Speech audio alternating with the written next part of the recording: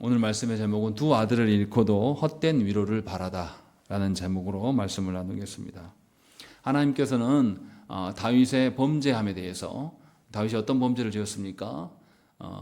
부하의 아내를 강간하였고 또 그 일을 감추기 위하여서 이 우리아를 전쟁터에서 불러들이고 그를 살해한 그 범죄를 하나님께서는 나단 선지자를 통하여서 모든 백성들 앞에서 공개적으로 선언하십니다.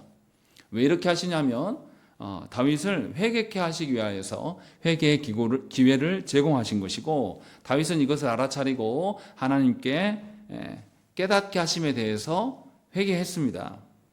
그래서 하나님은 다윗의 죄를 용서하셨어요. 그런데 여기서 우리가 조심해야 될 것은 다윗이 회개했기 때문에 용서하심이 아니라 하나님의 긍휼이 많으심이 있기 때문에 하나님은 회개하지 않는 다윗에게 나단 선지자를 보내셨고, 나단 선지자는 다윗의 죄를 밝히 드러내 보여줌으로 말미암아서 회개의 기회를 제공하신 것이죠. 그러니까 다윗이 회개한 것 때문에 죄 용서한 것이 아니라 하나님께서는 다윗과 맺은 다윗 언약에 근거하여서 다윗을 회개케 하시고 여전히 하나님의 다윗 언약 안에 살 수 있도록 하나님이 여전히 은혜를, 헤세드를 보여주고 계심을 우리는 지난 시간에 보았습니다. 그러나 우리가 조심해야 될 것은 무엇이냐면, 하나님께서 용서하셨다고 해서 하나님께 범죄한 그 징벌까지도 면제되는 것은 아니라는 것입니다. 많은 조국교회 성도들이 하나님께 죄 용서받았다라는 것을 착각하여서 이제 나에게는 아무런 처벌도 없을 것이다 라는 그런 교만함 가운데 살아가는 경우가 많습니다. 그래서 예수를 믿은 후에도 하나님과의 관계가 하나님의 은혜로 좋아진 관계일 뿐인 것이지, 이제는 예수 믿기 전의 삶을 청산하고 죄 없는 삶을 소망해야 되는데, 예수 믿었다는 이유 하나만으로 이미 천국은 따놓은 것이고 일상의 삶은 예전과 똑같이 살아가는 성도들이 조국교회 안에 대부분이라는 것이죠. 왜냐하면 하나님의 죄 용서의 성격을 잘 알아듣지 못하기 때문이에요. 죄에 대해서 예수 믿음으로 말미암아서 죄의 관념이 달라지고, 내가 범죄한 것에 대해서 하나님께서 절대 간과하지 않으시기 때문에 당신의 아드님을 희생하셨음을 우리는 알아들어야 됩니다. 그런데 우리는 그렇게 생각하지 않아요. 그냥 회개하면 하나님께서 모든 우리에 대한 징벌을 다 제하시는 것으로 착각하는 것이죠. 그러나 하나님은 우리의 죄악에 대해서 한 번도 우리의 죄에 대한 징벌에 대해서 간과하신 적이 없습니다. 오늘 본문은 이것을 지금 보여주고 있는 겁니다. 다윗의 가정 안에 다윗이 버젓이 부하의 가정을 파괴하고 그 범죄했던 사건을 다윗의 가정 안에 그대로 똑같이 하나님께서 반영해 주십니다. 그리고 다윗이 어떻게 행하는가를 하나님은 보신다는 것이죠. 그래서 분명하게 하나님께서 우리의 죄의 징벌에 대해서 간과하지 않으시는 분이심을 분명하게 오늘 말씀을 통해서 분명하게 보여줍니다. 그러니 예수를 믿는 우리들이 죄에 대해서 돌이켜야 될 것은 너무 당연한 겁니다. 예수 그리스도로 말미암아 구원받았으니까 아무런 변화 없이 예수 믿기 전과 똑같이 살아간다면 우리는 하나님께 회개한 게 아니죠. 아직도 죄에 대해서 너무나 얄팍한 생각을 갖고 있는 겁니다. 죄에 대해서 그냥 우리가 그렇게 살아도 아무렇지도 않을 것처럼, 그래서 세상 사람들이 교회를 향하여서 조롱하지 않습니까? 너희 그렇게 심란한 짓을 해놓고도 또 가서 너 기도하고 또 아무렇지도 않다고 할 거 아니냐. 너희 그렇게 많은 범죄를 하면서도 니네 가서 기도만 하면 괜찮다며. 그래서 세상이 교회를 향하여서 우려하고 걱정하고 조롱합니다. 그것이 계속 반복되고 있어요. 그런데 놀랍게도 먼저 교회된 성도들은 회개할 줄 모른다는 것이죠. 지독하게도 회개하지 못하는 교회가 바로 조국 대한민국의 교회라는 것이에요. 그 점에서 오늘 말씀을 우리가 잘 살펴야 됩니다. 하나님께서 어떻게 행하고 계시는가. 먼저 우리가 말씀을 보시면 사무엘서 저자가 사건의 시작부터 뭐라고 밝히냐면 다말이 있었다 이렇게 시작하잖아요. 뭐라 그러냐면 다윗의 아들 압살롬에게 아름다운 누이가 있으니 그가 다말이다 이렇게 말하고 있습니다.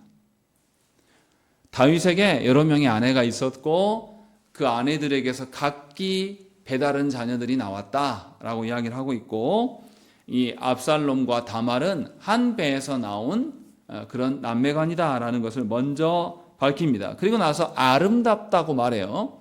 이 아름답다고 말하는 것이 뒤에 이야기가 볼 때 굉장히 위험한 요소일 수 있습니다. 그런데 바로 2절에서 뭐라 그러냐, 1절 하반절에서 뭐라 그러냐면 다윗의 다른 아들, 그러니까 압살롬과 다말과는 엄마가 다르죠. 배다른 이복 형제 암논이 이 다말을 사랑했다라고 이렇게 기록을 하고 있습니다. 그런데 조금 이상해요. 2절부터 표현을 보면 2절부터 보세요. 사랑했는데 그는 처녀이므로 어찌할 수 없는 줄을 알고 암논이 우라병이 도졌다 이렇게 말하고 있습니다. 그 다말을 사랑했으면 그 다말이 처녀인 것과 무슨 상관입니까? 또 왜 처녀를 향하여서 어찌할 수 없다고 말할까요? 이런 부분이 암논이 다말을 사랑함이 진정한 사랑이겠는가라는 의심을 갖게 만든다는 것입니다. 뭔가 비정상적이에요. 정말로 암논이 다말을 사랑하면 어떻게 하면 됩니까? 고대 시대에 남매 간에도 결혼을 하는 경우가 있습니까? 없습니까? 있어요. 근데 이복 남매간이란 말이에요. 이 정도면 물론 좋은 그것은 아니지만 암논이 왕에게 가서 요청하면 돼요. 그런데 뭐라 그러냐면 그는 처녀이므로 어찌할 수 없는 줄 어찌할 수 없기 때문에 우라병이 도졌다라고 말하고 있는 거예요. 이 말은 뒤집어서 말하면 이 다말이 다윗의 딸이고 공주인데 처녀예요. 또 더구나 뒤에 보면은 무슨 옷을 입었다고 되어 있습니까? 채색 옷을 입었다. 아직 시집 가지 않았다. 순결하다라는 표현이에요. 그런데 이 순결을 해코지 하고 싶은 거예요. 이걸 건드리고 싶은데 공주라서 보호하는 자들이 너무 많아요. 그래서 자기가 괴롭다라고 이렇게 말하고 있는 겁니다. 그러니까 암논이 다말을 사랑한 것은 정상적인 사랑의 모습이 아니에요. 그냥 육체적 욕망일 뿐입니다. 그런데 여기서 재밌는 건 뭐냐면 70인역에서 이 70인역은 뭐냐면요. 구약 신약 다 성경을 헬라어로 번역해 놓은 성경이에요. 그런데 거기에서 이 암논이 그녀를 사랑했다는 단어를 아가페로 쓰고 있습니다. 아가페라는 단어는 뭡니까? 우리가 흔히 한국 교회안에서 잘못 알려진 관념. 사랑에는 에로스도 있고 뭐 부모와 자식 간의 사랑도 있고 뭐 아가페도 있는데 그중에 제일 사랑은 플라토닉 러브, 아가페 같은 사랑이다 이렇게 우리가 알려졌잖아요. 그렇지 않다라는 거죠. 그건 우리의 착각이라는 거죠. 그런 거 전혀 상관없는 거짓된 육적인 사랑인데 거기다 아가페를 사용하고 있어요. 그런 점에서 이것은 우리가 그냥 철학적으로 말장난한 거에 불과해요. 잘못된 관념이라고 지금 성경은 말하고 있는 겁니다. 그래서 이 암논이 다말을 사랑하는 것은 그냥 육체적인 사랑일 뿐이에요. 진짜 사랑은 어떻습니까? 시간이 흘러도 변할까요? 변하지 않을까요? 변하지 않아야죠. 물론 사람인지라 시간이 오랜 지나면 약간의 변화가 생길 수는 있어요. 그런데 오늘 본문에 보세요. 이 암논이 다말과 잠자리를 하기 전과 후가 확 달라집니다. 성경은 뭐라고 밝힙니까? 억지로 그녀와 동침한 이후에 15절에 그리하고 암논이 그를 심히 미워하니 이제 미워하는 미움이 전에 사랑하던 사랑보다 더한지라. 이제 한 번 잠자리하고 이 다말이 싫은 거예요. 그래서 어떻게 합니까? 야, 너 가. 그래서 그러니까 다말이 갑니까 안 갑니까? 안 가요. 그러니까 어떻게 하죠? 종들한테 시켜서 쫓아버립니다. 바깥에 던져버려요. 그리고 문빗장을 딱 지르라고 그래요. 못 들어오게 막아라. 이렇게 하는 거죠. 그러니까 암논이 지금 다말을 바라보고 있는 것은 뭐냐면 그냥 몸을 탐하고 싶은 욕정인 것이지 사랑과는 아무런 상관이 없어요. 이것을 지금 보여주고 있는 것입니다.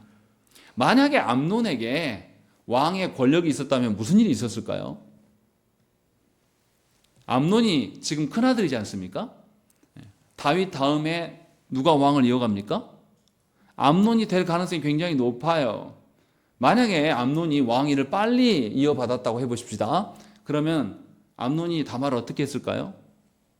왕권을 가지고 데려와서 강간하고 다시 집에 돌려보냈을 거예요. 그리고 암논은 아무 말도 못했을 겁니다. 왕권으로 하기 때문에. 그런데 다행스러운 것은 암논이 왕이 아니에요. 그리고 그렇게 사랑하고 있다고 지금 말하고 있습니다. 사실 이 암논이 다말을 범한 것은 그냥 테러 행위 같은 것이지 결코 사랑이라고 말하기는 어렵습니다. 아버지 다윗이 밧세바와 간음한 일이 이와 똑같은 것입니다. 차이는 뭐냐면 아버지 다윗은 왕이었어요. 그래서 밧세바는 아무것도 저항하지 못했습니다. 그런데 다말은 암논과 이복 남매지간이기 때문에 저항을 해요. 이 차이가 납니다. 비슷한 점이 굉장히 많아요. 다윗과 암논 다 정치적으로 힘이 있습니까? 없습니까? 있는 자들이에요. 다윗은 왕이고 암논은 차기 왕위에 오를 왕세자란 말이에요. 얼마나 힘이 셉니까? 그런데 이 정치 권력의 힘으로 말미암아서 두 여인 다말과 밧세바 모두가 희생당합니다. 이것이 똑같이 닮아 있어요. 그래서 성경에서 시작할 때 뭐라고 소개합니까? 다말, 밧세바 이렇게 설명하지 않아요. 다말을 이야기하기 전에 압살롬의 누이다라고 먼저 밝히고 다말이다 이렇게 말합니다. 그런데 밧세바도 설명할 때 어떻게 이야기합니까? 엘리암의 딸이다라는 것을 먼저 밝히고 밧세바라고 말해요. 그러니까 밝히는 방식이 똑같아요. 두 여인을 밝히는 것. 그러니까 두 여인은 누구의 그늘 아래 있다. 어떤 누군가의 그늘 아래 있는 연약한 존재다라는 것을 이렇게 표현하고 있는 거예요. 그런데 두 남자는 다윗과 그의 아들은 그 두 여인을 힘으로 겁탈합니다. 그리고 두 번째로는 두 여인 다 모두 아름다웠기 때문에 강간당했다라는 것을 성경이 밝히고 있어요. 그리고 세 번째는 이 다윗과 암논이 다 여인을 어디에서 강간합니까? 다 자기 집으로 데려와서 강간해요. 이게 이제 똑같이 닮아 있는 겁니다. 그리고 네 번째, 두 여인 다 남자들의 행동으로 인해서 깊은 슬픔에 빠질 수밖에 없어요. 그것을 보여주고 있어요. 그리고 다섯 번째는 어떻습니까? 두 사건 다 아들들이 죽음으로 사건이 종결돼요. 다윗도 밧세바 사이에서 임신한 아들이 죽습니다. 또 이 암논도 다윗의 아들인 암논이 죽음으로 사건이 끝나요. 이렇게 해서 아들들이 죽임을 당하는 사건으로 사건이 종결된다는 점에서 지금 이 13장의 사건은 누구의 사건을 재조명하고 있습니까? 다윗의 간음 사건을 다시금 그 아들이 재반복하고 있다라는 것을 우리에게 보여주고 있는 것이죠. 하나님께서는 나단을 통해서 분명하게 예언하신 사실이 있어요. 하나님께서 어떻게 하셨습니까? 네 집안에 칼이 끊이지 않을 것이다 라는 것을 하나님께서 선언하셨고 선언하는 것이 지금 이 사건 안에 지금 그대로 드러나고 있는 거죠. 이것이 성경에서 우리에게 말씀하고 있는 거죠. 그래서 하나님은 나단 선지자를 통하여서 다윗에게 온 백성들 앞에 다윗의 범죄가 무엇인지를 폭로했어요. 그러면 다윗은 어떻게 해야 됩니까? 정말로 회개한 자라면 자기가 저지른 범죄하고 비슷한 사건이 발생했어요. 그럼 다윗은 어떻게 해야 됩니까? 그 사건을 하나님 공의롭게 처리해야 됩니다. 그런데 다윗은 그렇게 하지 않습니다. 반대로 행동해요. 그런데 이 사건을 진행하는 과정을 보면 암논이 이렇게 이제 이 다말을 범하고 싶어서 계속 우라통이 터져 있는 상황 속에서 누가 나타나냐면 3절에 보면 요나답이 있다라는 것이죠. 그 요나답이 다윗의 형 시므아의 아들이다. 그러니까 암논과 사촌지간이다라고 이렇게 말씀하고 있습니다. 그런데 거기에 뭐라고 붙였냐면 간교한 자다라고 이야기를 해요. 어떻게 합니까? 이 암논이 욕정에 차 있는 것을 이 요나답이 한눈에 알아봅니다. 그리고 가서 이렇게 하면 된다라고 이야기를 해요. 그럴 때 이 요나답이 간교한 것이 무엇입니까? 암논의 욕정을 채워주기 위해서 누구를 이용해라? 너희 아비 다윗을 이용해라 라고 이렇게 제시해줘요. 그리고 다윗은 여기에 속아 넘어갑니다. 그래서 다윗도 이 사건에 일부분 가담해요. 그래서 이 암논의 집에 다말을 누가 보냅니까? 다윗이 보내게 됩니다. 암논이 요청하긴 했지만 다윗이 허용하는 식으로 참여하게 되는 거죠. 그러니까 이 다윗의 집안에, 다윗의 다스림 가운데 하나님의 정의가 사라지고 이제 간교한 자들이 하나 둘씩 드러나고 있음을 성경은 말하고 있어요. 그런데 하나님께서는 이러한 사건을 그냥 방치만 하신 것이냐? 그렇지 않아요. 12절과 13절 보십시다. 12절 13절 읽겠습니다. 시작.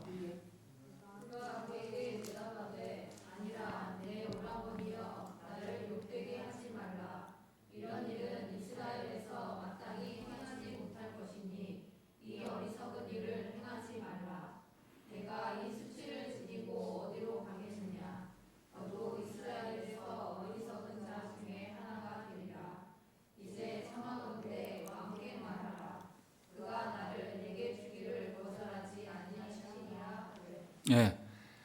이 암논이 다 계획을 짜놓고 아버지 다윗에게 다말을 보내달라고 요청해요. 그리고 다말이 와서 자기에게 먹을 것을 만들어 주니까 먹여달라고 합니다. 그러면서 집안에 있는 모든 사람들을 싹 나가게 해요. 단둘이 남은 거죠. 이 상황 가운데서 이제 다말을 침실로 불러들이고 다말을 겁탈하려고 합니다. 그때 다말이 소리쳐요. 뭐라고 하냐면 아주 구체적으로 밝힙니다. 첫 번째는 오라버니여 라고 이렇게 불러요. 이게 뭔 말하는 겁니까? 당신과 나는 남매지간이다 라는 것을 확인해 주고 있는 겁니다. 율법에서 남매지간 사이에서 근친상간이 벌어지면 어떻게 합니까? 율법에서 근친상간, 예를 들어서 아버지의 여인과 잠자리에 든다든지 아니면 같은 남매지간인데 성행위를 한다든지 막 이렇게 하면은 율법에서 어떻게 합니까? 반드시 돌로 쳐 죽이라는 애외상이 없습니다. 반드시 죽이라고 말합니다. 그러니까 지금 이 암논이 자기의 이복 남매인 이 다말을 강간하면 율법으로 반드시 죽어야 될 사건이 예외가 없어요. 그러니까 이 다말은 그걸 밝히고 있는 겁니다. 너하고 나하고 남매지간이야. 그래서 오라버니여 라고 이렇게 부릅니다. 급하게. 그리고 두 번째도 또 밝혀져요. 뭐라고 말합니까? 이스라엘에서 마땅히 행하지 못할 일이다 라고 이렇게 하는 거죠. 이런 일들은 이스라엘 사회에서 용납되지 않는다 라고 이 다말이 이야기를 하고 있는 것이죠. 그리고 나서 13절에 뭐라고 합니까? 내가 이 수치를 지니고 어디로 가겠느냐? 너도 이스라엘에서 어리석은 자 중에 하나가 될 것이다 라고 말하는 거예요. 무슨 말입니까? 당신은 다윗을 이어서 왕이 될 사람 아니냐? 그럼 왕인 네가 나를 겁탈하게 되면 이 사회에서, 이 공동체에서 용납이 되겠냐? 네가 왕위에 오를 수 있겠는가? 라는 것을 지금 밝혀주고 있는 겁니다. 그래서 네가 이스라엘 사회에서 어리석은 자가 될 거다 라는 것을 알려줘요. 그리고 분명하게 이 왕으로서의 이렇게 행하면 안 될, 그러니까 다말의 입장이 아니라 암논의 입장에서도 이 강간을 하게 되면, 나를 욕보이면 네게 더 치명타다라는 것을 알려줘요. 다말이 굉장히 지혜롭게. 그리고 마지막에도 네가 나를 취할 수 있는 정상적인 방법이 있다라고 말하면서 13절에 뭐라고 합니까? 왕께 말하라. 그가 나를 네게 주기를 거절하지 아니하시리라 라는 것이죠. 정말 네가 나를 범하고 싶거든 아내로 맞이해라. 그러면 정상적인 루트로 너에게 죄를 누구도 묻지 못할 거다라고 설득합니다. 이처럼 다말의 외침은 충분히 암논이 자신의 행위를 돌이킬 수 있는 기회를 마련한 거예요. 그런데 암논은 돌이키지 않습니다. 그리고 회개할 것을 거절해요. 그리고 다윗이 밧세바를 범할 때 어떻게 합니까? 밧세바가 어떠한 말도 말하지 못했어요. 왕이기 때문에. 그냥 당했습니다. 그리고 남편도 죽을 때도 거절하지 못해요. 그런데 다말은 상황이 달라요. 다말은 분명하게 완강하게 거절하고 아주 논리적으로 네가 이 일을 하면 나도 수치지만 너는 더 큰 문제다라는 것을 알려요. 범죄를 막기 위해서 하나님께서 다말의 입을 열어서 분명하게 말씀하셨다라는 것입니다.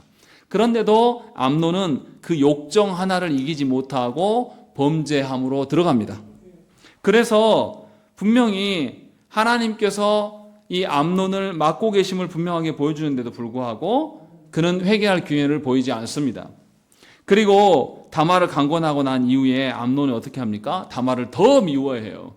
왜냐하면 다말이 말하는 것이 너무 당연한 것, 너무 합당한 이야기거든요. 이제 욕정을 풀고 나서야 그 후회와 허전함과 이런 것들이 이제 몰려온 것이죠. 그래서 다말이 꼴도 보기 싫은 겁니다. 이제 다 욕정을 풀고 나니까 아니 내가 이 여자 하나 때문에 그랬단 말인가 하면서 치워버리는 거예요. 그러니까 다말은 하나님 앞에서도 온당하지 않은 자이고 암논은 하나님 앞에서도 온당한 자도 아니고 여인 앞에서도 아주 더러운 꼴을 보이는 사람이에요. 그래서 다말이 뭐라고 합니까? 쫓겨나면서 뭐라고 합니까? 네가 나를 강간한 것보다 더 큰 문제는 네가 나를 쫓아내는 거다라고 말해요. 16절에. 왜 이 이야기 합니까? 이스라엘 사회에서 어떤 남녀가 있는데 남자가 어떤 여자를 겁탈했어요. 그러면 어떻게 해야 됩니까? 율법에 의해서 그 여인을 반드시 아내로 맞이하고 평생 이혼할 수 없어요. 이것이 율법의 방식이에요. 그런데 암논은 어떻게 합니까? 근친상간의 법으로도 죽어야 돼요. 그런데 다행히 왕의 자식이니까 아내로 맞이하는 방법이 또 있어요. 그래서 다말이 옆에 있는데 이것까지도 암논은 뭐합니까? 끊어버리고 싶은 거예요. 이제 더 이상 필요가 없는 거예요. 그러면 어떻게 됩니까? 둘 다 죽는 꼴이에요. 그래서 다말이 끌려나가면서도 뭐냐면 나를 쫓아내는 일은 더 악한 거다. 네가 율법을 2번이나 범하고 하나님 앞에 온당한 일이 아니다라는 것을 밝혀줍니다. 그런데 어떻게 합니까? 암논은 이런 거 다 필요 없어요. 자기 생각밖에 없는 거죠. 이게 누가 보여주는 것입니까? 다윗이 보여준 그대로의 모습이에요. 다윗은 어떻게 했습니까? 밧세바를 간음했어요. 간음하고 밧세바가 임신해버리니까 다윗이 그 다음에 뭐 합니까? 이것을 가리려고 우리아를 불러들여요. 우리아를 속이죠. 그리고 우리한테 술을 잔뜩 먹이고 집에 가서 아내랑 동침해라 라고 이야기해요. 근데 우리아가 안 한단 말이죠. 그러니까 어떻게 합니까? 우리아를 이방인의 손에 죽게끔 계략을 짜요. 요압과 함께 계획을 짜서 이방인의 손에 넘겨 죽이게 합니다. 이것이 다윗의 악랄함입니다. 그런데 지금 이 암몬이 그대로 그것을 보여주고 있는 겁니다. 그리고 나서 다말이 어떻게 합니까? 19절 말씀으로 읽겠습니다. 쫓겨난 이후에 다말이 읽겠습니다. 시작.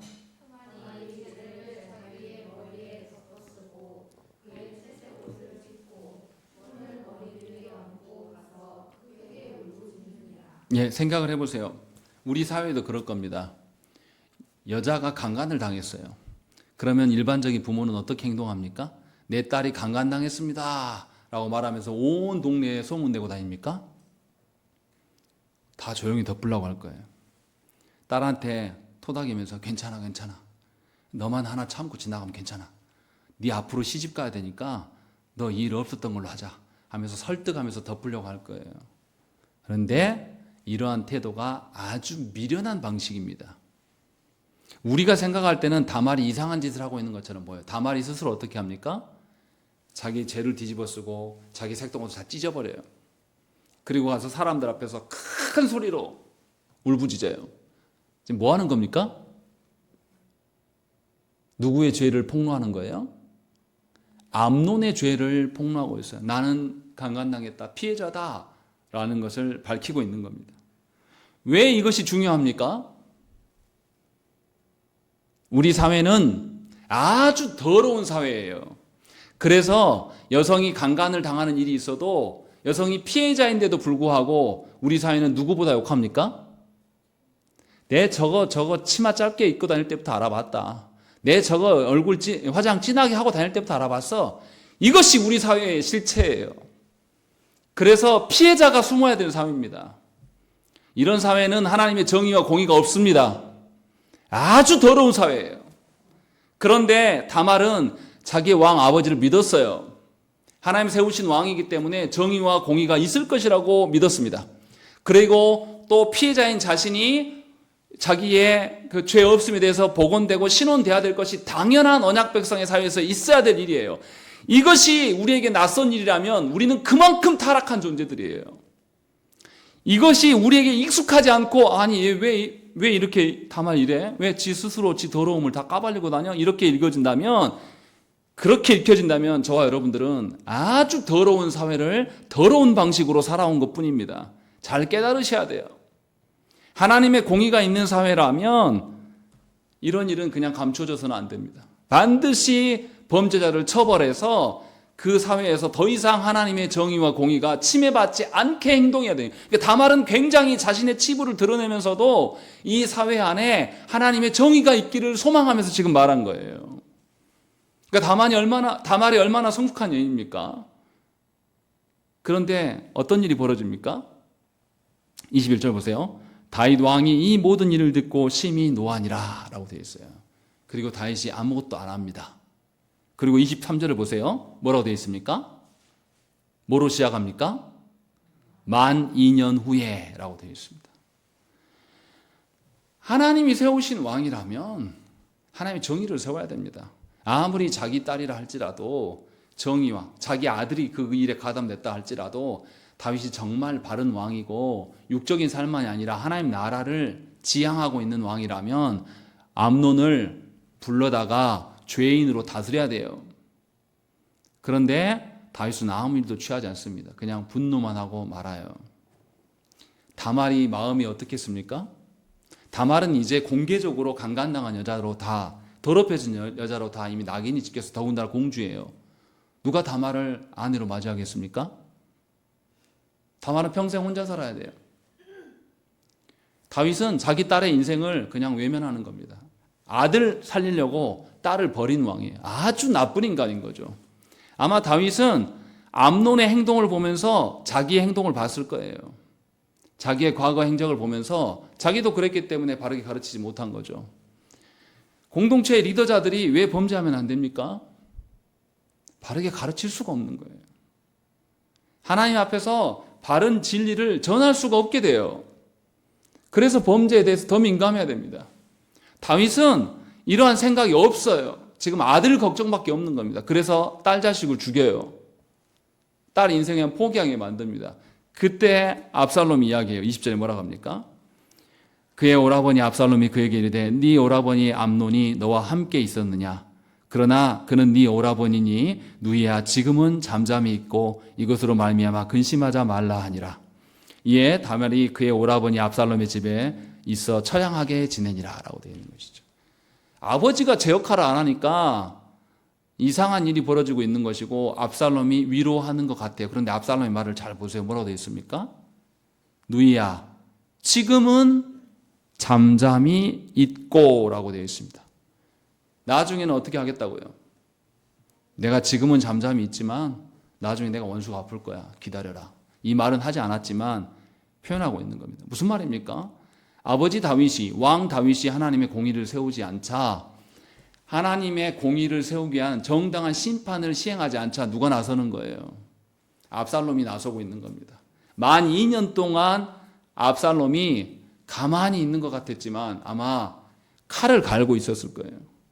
내가 저 자식 반드시 죽여버려야겠다 하고 2년 동안 계속 잠잠히 있으면서 복수의 칼을 갈았어요. 그리고 다말은 2년 동안 살아가면서 얼마나 울었겠습니까? 자기가 자기 이복 오빠한테 당했는데도 아버지가 나서주지 않아요. 이것이 다윗의 실체입니다. 그리고 만 2년 이후에 있은 이후에 이제 어떻게 합니까? 이제 압살롬이 철저하게 준비해요. 어떻게 합니까? 자기 집에 양털 깎는 그런 잔치가 있을 때에 자기 형제들 다 부릅니다. 안 올까봐 아버지에게 초청하고 아버지에게 간청합니다. 꼭 형님을 불러달라고. 그리고 자기 종들에게 어떻게 명령합니까? 28절 보세요. 압살롬이 이미 그의 종들에게 명령하여 이르기를 너희는 이제 암논의 마음이 술로 즐거워할 때를 자세히 보다가 내가 너희에게 암논을 치라 하거든 그를 죽이라. 두려워하지 말라. 내가 너희에게 명령한 것이 아니냐. 너희는 담대히 용기를 내라 한지라 하는 것이죠. 이미 사건이 있기 전에 종들을 다 마음을 다독였어요. 이거 내가 책임지다. 내가 명령한 거니까 너희는 상관없어. 다 준비시켜놔요. 그리고 나서 암논이 빠져나갈까 봐서 다윗에게 찾아가서 형제들을 꼭 보내주십시오. 암논을 꼭 보내주십시오라고 요청해요. 다윗은 자신이 하나님의 공의를 세우지 않은 것에 대해서 까맣게 잊고 있죠. 그럴 수밖에 없지 않겠습니까? 하나님의 공의에 대해서 둔감해 있는 상태가 그런 자가 어떻게 분별력을 갖겠습니까? 말만 왕이고 말만 아버지예요. 자녀들의 문제에 대해서 전혀 분별함이 없습니다. 그래서 이제 어떤 일이 벌어집니까? 압살롬이 암논을 죽입니다. 그런데 사건은 그렇게 끝나지 않아요. 압살롬이 암논을 죽였다는 소문이 와전돼 가지고 다윗에게 어떻게 전해집니까? 압살롬이 모든 아들들을 죽였습니다 라고 전파돼요. 그때 누가 나옵니까? 요나답이 나오는 거예요. 요나답이 나와서 32절 말씀에 뭐라고 합니까? 읽겠습니다. 시작.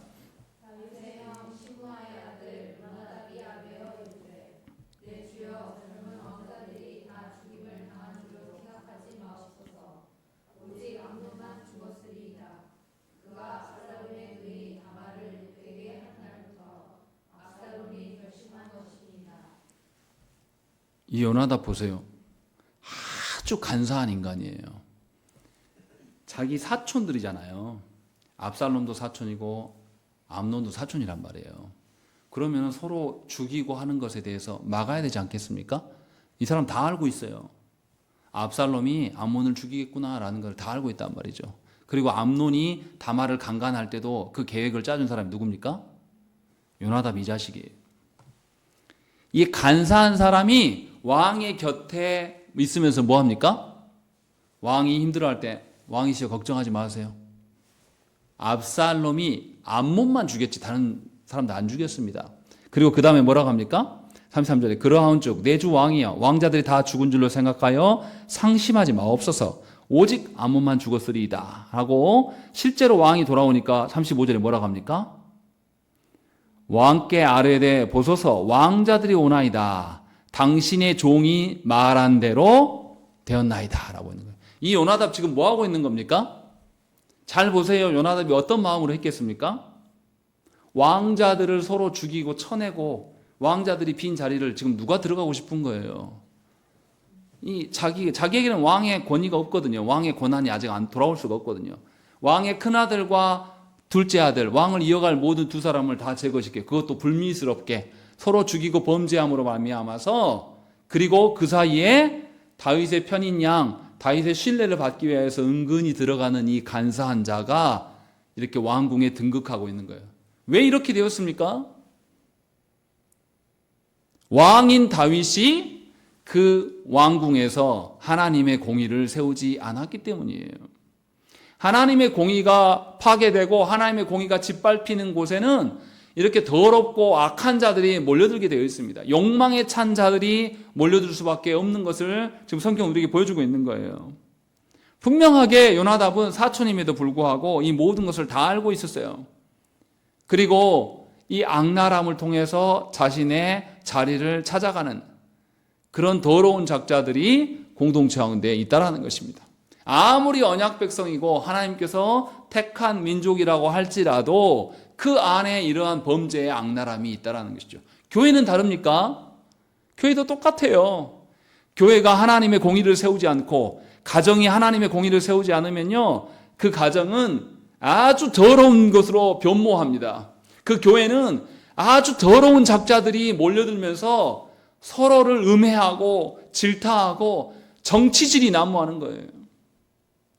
그래서 교회 직분자들이 모였다 하면 무슨 이야기를 하냐면 성도들과 함께 하나님 나라의 말씀 앞에서 어떻게 하면 우리가 순종할 수 있을까요? 우리가 하나님께 순종하기 위해서 기도합시다. 이 일에 대해서 토론하고 논의하고 함께 나아가서 그걸 하는 것이 아니라 타락한 공동체에는 하나님의 정의가 없기 때문에 자기들이 술수를 씁니다. 자기 자리를 차지하려고. 그래서 직분자들끼리 모여서 뭐합니까?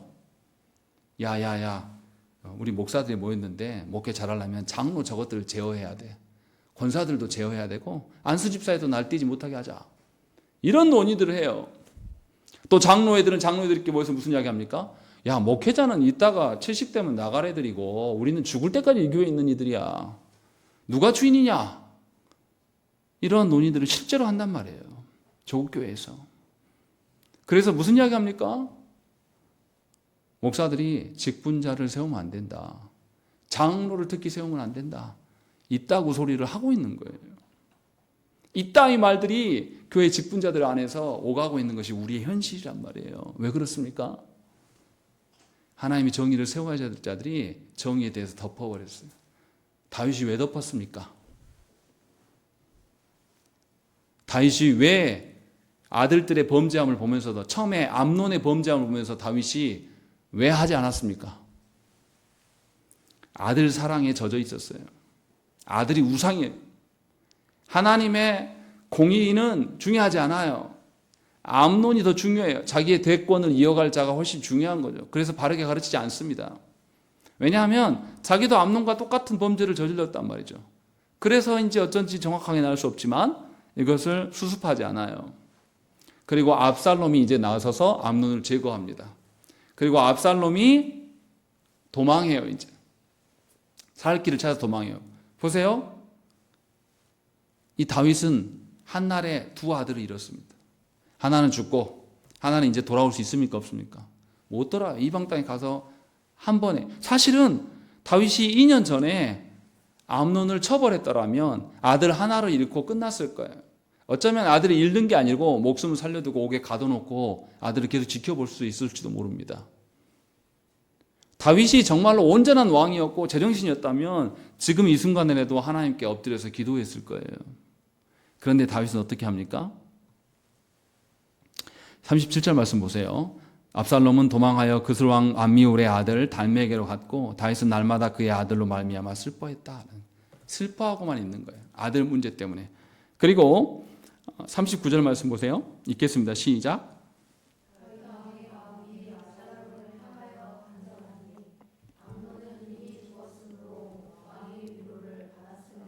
예, 이거 너무 이상하지 않습니까?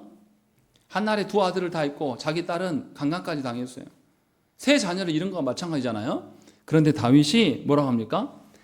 왕의 마음이 누구를 향하여서 간절하다? 압살롬을 향하여서 간절하다라는 거예요. 이게 지금 제정신이야 이 말이에요. 암논은 죽었고 누구는 살았으니까, 압살롬은 아직 살아있으니까 그것으로 왕이 위로를 받고 있다라고 말하는 거예요. 이게 지금 온전한 왕의 모습입니까? 아니에요. 형편없는 왕인 거죠. 하나님의 위로를 구하고 하나님의 바른 길로 자녀들을 내몰았다라면 여기까지 오지도 않았어요. 아마 달라졌을 것입니다. 그런데 다윗 왕이 밧세바와의 간음 사건 이후로 바르게 가르치지 못해요. 그러면 이제 우리가 여기서 생각을 해봐야 돼요. 다윗의 범죄가 얼마나 큰 것인가를 생각해 보십시오. 먼저 하나님 앞에서의 범죄예요. 그리고 자기 신하의 가장을 파탄냈습니다. 또 다윗이 왕으로서 그 일에 왕의 권한으로서 남용한 걸로 인하여서 이제 이스라엘의 왕권으로 바르게 가르치는 하나님의 공의를 세울 수 있는 일이 할 수 있습니까? 없습니까? 없게 되는 거예요. 아주 손쉬운 신하들의 가정도 아니에요. 다윗 자기 가정조차도 왕이 스스로 세우지 못하는 지경에 이르게 되었음을 성경은 말하고 있는 겁니다. 이렇게 죄는 무서운 거예요. 여러분들의 자녀의 범죄에 대해서 관망하고 관대하게 대하고 여유를 부리면 이러한 참극이 여러분 자신 안에서만 일어나는 게 아니라 여러분 가정 안에서도 일어나고, 그 가정 안에서 타락한 여러분들의 자녀들이 교회 안에서 교회를 망가뜨리고 이 사회에 하나님의 정의를 상실케 하는 불의하고 간교한 자들이 날뛰게 하는 사회로 만드는 밑거름을 만든다는 것이죠. 이만큼 죄는 악랄하고 무서운 것입니다. 사무엘서 저자는 이것을 우리에게 지금 말씀하고 있어요. 그러면 여기서 우리는 무엇을 봐야 됩니까? 하나님께서는 그러함에도 불구하고 죄를 다 공개하십니다. 왜 다윗의 죄를 만천하에 공개했습니까? 다시는 다윗이 그 범죄를 행하지 못하도록 모든 백성들에게 알리는 겁니다. 하나님만이 아니라 모든 백성들이 증인이 되도록 하나님께서 죄를 밝히십니다. 우리에게도 마찬가지예요. 하나님은 우리의 죄를 그냥 용서하시는 거로 끝나는 하나님이 아니에요. 우리가 다시는 그 죄를 짓지 않도록 최선으로 돕고 우리를 인도하시는 하나님이에요. 그래서 우리의 죄의 악들을 만천하에 공개합니다. 오늘 본문에서도 하나님께서는 암논의 죄악을 다말의 입을 통해서 발언케 하셨어요. 또 다윗의 처리하지 않은 문제에 대해서 압살롬을 통해서 하나님께서는 경고하십니다. 그런데 여전히 다윗은 뭐냐면 육적 사랑에 젖어서 자식 농사를 완전히 말아먹고 있는 거예요. 자기 가정만 말아먹는 게 아니라 이스라엘 공동체 전체에 문제를 일으키고 있는 왕으로 전락합니다. 그런데 이제 보세요. 여기서부터입니다. 그런데 하나님 어떻게 하십니까? 하나님께서 다윗의 후손들을 통해서 왕위를 계속 이어가게 하십니까? 아니면 끊어버리십니까? 이어가게 하셔요. 너무나 아이러니하게도 누구를 왕으로 세웁니까? 솔로몬이요. 솔로몬은 누구 사이에서 난 사람입니까? 다윗과 우리아의 아내 사이에서 난 사람이에요. 왜 하나님은 당신의 왕을 그렇게 범죄한 자들 사이에서 낳게 하시는 것일까요? 왜 그것을 감추지 아니하시고 다른 여인들도 많이 있잖아요. 순결하고 아름다운 여인. 우리 같으면 그런 사람을 후사로 세울 것 같은데 하나님은 이상할 정도로 다윗이 범죄하여 얻은 아내, 그 아내의 사이에서 솔로몬을 낳게 하시고 그를 왕으로 세우신단 말이에요. 여러분이 솔로몬이 되어보십시오. 다른 왕자들은 다윗이 정상적으로 얻어서 난 그런 자녀들이에요. 자기 엄마는 원래 신하의 아내였어요. 그러면 솔로몬이 어떻게 처신했을까요? 함부로 막 날뛰면서 다른 형제들처럼 막 그렇게 기고만장하고 그렇게 했을까요? 더더구나 이 다윗 가정 안에서 이미 누가 죽었어요? 암논이 죽고 압살롬도 죽습니다. 그 이후에 솔로몬이 왕되거든요. 이미 가정 안에 비극이 있어요. 하나님께 범죄한 결과가 얼마나 무섭고 범죄함으로 왕위를 이어갈 수 없음을 하나님께서 두 자녀를 치심으로 하나님께서 보이셨단 말이죠. 솔로몬은 범죄한 이 왕가를 하나님께서 참으시고 인내하심으로 이어가게 하시는 왕으로 세우신 거예요. 그러니까 우리가 계속 지속되어지고 언약 백성으로 살 수 있는 것은 누구의 길밖에 없다는 거예요. 하나님의 길, 언약의 길밖에 없음을 입증해 주는 것이 바로 이 사건이에요. 다윗의 지혜나 다윗의 어떠함으로 인하여서 이 왕권이 지속되고 있지 않음을 우리에게 알려주는 거예요. 그러니 저와 여러분들이 하나님의 주신 가정을 세우는, 먼저 나 자신을 세우고 가정을 세우는 일, 또 교회를 세우는 일에 있어서도 우리는 오로지 하나님께 물어야 돼요. 우리는 오로지 하나님의 정의를 수립해 나가면서 이 일들을 따라가야 돼요. 그 길 외에는 방법이 없습니다. 천하의 다윗도 실수가 많고 범죄한 경력이 있고 아들 농사도 망친 인간이에요. 그런데도 하나님은 다윗과 언약하신 바가 있기 때문에 다윗 가정에 연약한 범죄의 이력들을 지우지 아니하시고 솔로몬에게 그 피를 남겨두셔서 솔로몬이 일생성을 살아가면서 범죄로부터 자유하지 못하도록 범죄에 대해서 경각심을 갖게 하시기 위하여서 그 안에서 하나님께서 세우시는 긍휼을 보여주시는 거예요. 하나님의 은혜를 여기서 보여주고 계심을 저와 여러분들이 발견해야 한다는 것입니다. 그래서 하나님은 우리의 죄악에 대해서 감추지 않으셔요. 우리에게 죄악에 대해서 만천하에 공개하신단 말이에요. 생각을 해보세요. 제가 어떤 죄를 범죄한 사람이에요. 그런데 모든 공동체 사람들이 다 알아요, 제 죄를. 그럼 제가 그 죄를 다시 짓겠습니까? 굉장히 조심하고 살아갈 거예요. 그 죄에 대한, 유독 그 죄에 대해서는 더 민감하게 조심할 겁니다. 이게 하나님의 지키심이라니까요. 우리의 범죄함을 우리는 어떻게 하기를 원합니까? 아무도 모르기를 원해요. 근데 정말로 아무도 모릅니까? 다 알고 있고 나만 다른 사람이 모를 거라고 그렇게 생각하는 경우가 태반이에요. 특히 교회 안은 더더욱 그렇습니다. 교회 안에 비밀이 지켜진 비밀이 어디 있습니까? 교회 안에. 며칠만 지나면 전 교인이 다 알아요.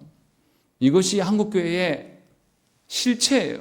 어떻게 감춰집니까? 비밀 이런 거 없습니다. 그런데 그것이 도리어 은혜임을 알아야 돼요.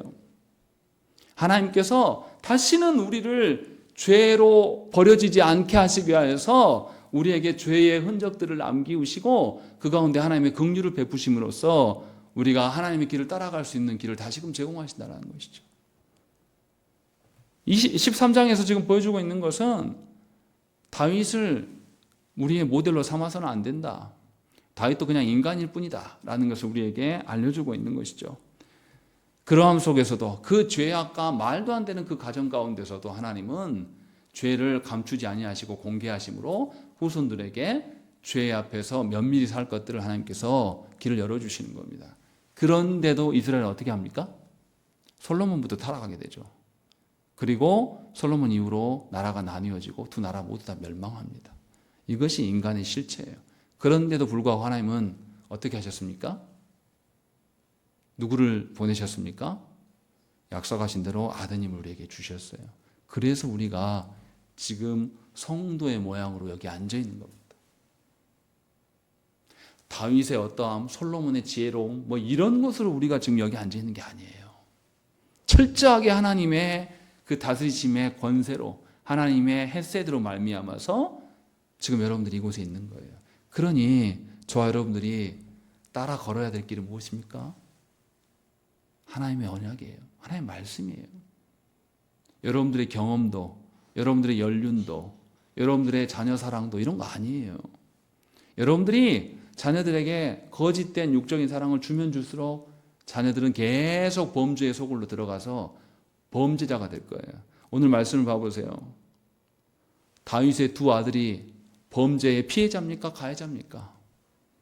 가해자로 등장하고 있어요. 다윗이 그랬던 것처럼. 그리고 이것은 역사 가운데 성도라면 모두 다 아는 사건으로 성경으로 하나님께서 남기셨어요. 하나님은 우리의 죄악을 절대 감추지 않습니다. 왜냐하면 우리를 사랑하시기 때문이에요.